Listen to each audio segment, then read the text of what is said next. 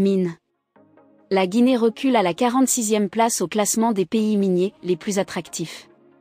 Seconde productrice mondiale de bauxite, avec d'immenses réserves de fer non encore exploitées, la Guinée a reculé à la 46e place au classement de Fraser Institute en 2022, soit 3 places de moins que l'année précédente, indique un rapport vu par West Africa.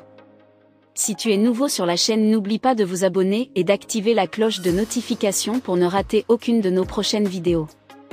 C'est parti! Concrètement, ce pays d'Afrique de l'Ouest est ainsi passé de la 103e place, en 2015, à la 20e place en 2020.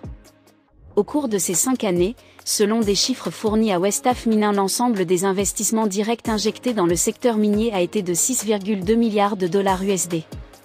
Avec les bouleversements sociopolitiques inhérents à la présidentielle de décembre 2020, suivie d'une année 2021 marquée par le putsch du 5 septembre, avec des changements d'options stratégiques qui ont bouleversé les investisseurs. En effet, ces derniers mois, de nombreux patrons d'entreprises minières se plaignent de la lourdeur administrative constatée au niveau du département des mines. À cela s'ajoutent les signaux négatifs comme la gestion du dossier du méga-projet Simandou Nord qui prévoyait des investissements d'environ 15 milliards de dollars américains pour la construction du chemin de fer transguinéen et du port en eau profonde à Moribaya.